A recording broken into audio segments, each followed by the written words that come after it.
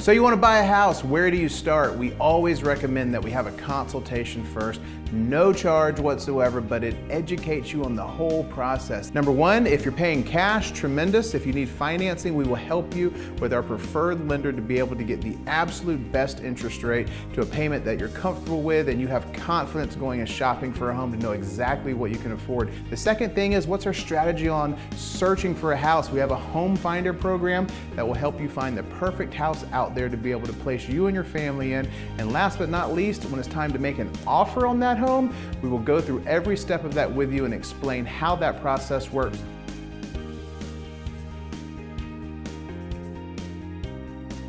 Almost 85% of people between the ages of 30 and 40 that bought a home last year were first-time home buyers. So if you are, congratulations. Buying a home is a big deal and it can be a wonderful investment. I want to give you 4 quick tips to help you get started.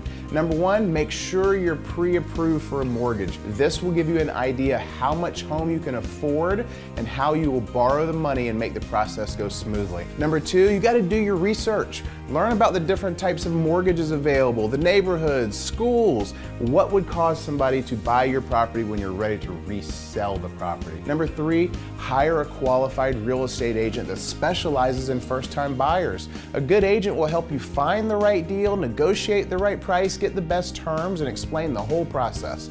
And last, be prepared to compromise some. So create a wish list versus your must-have list.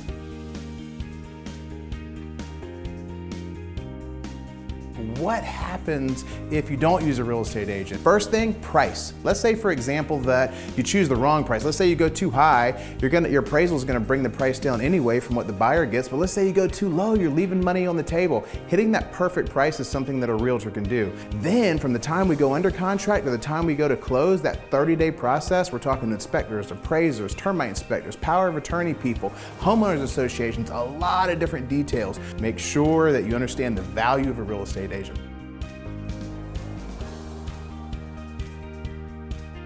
How much money do you need for a down payment on a home? I get this question, Jeff, is it true that I need 20%? Think about this. Let's say 2 years ago, 3 years ago, that you didn't have 20% saved and you wanted to go buy a house and you decided not to because you don't have 20%. Do you realize that you would have missed out on 20 to 30% of price appreciation on your house? Let's do the math. $300,000 house, let's say you didn't buy it. Well, today you go buy that house that's now $390. Look how much more your payment's going to be.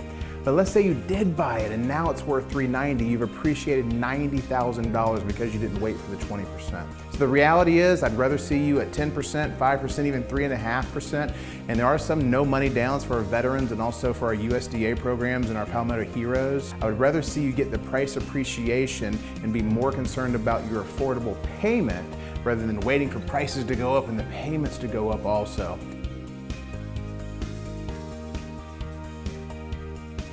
When you go to buy a home, there are a few things that you can negotiate with the seller. A home inspection is a chance for you to have a professional look at the home and identify any potential problems. You can negotiate with the seller when these items are uncovered to make sure they fix any problems around the property. Number two, closing costs. These are the fees that are associated with buying a home. Things like the appraisal or title insurance or attorney fees. You can negotiate with the seller to pay some or all of these on your behalf at closing. And finally is the closing date versus the date that you move into the property. The closing date is the date when the sale of the home is finalized, but the move-in date is when you actually take possession and move into the property. You can negotiate with the seller to have a longer period and also when you want to move into the property yourself to make it on your terms. If you want help with the property, reach out to us. We'll be happy to give you a hand.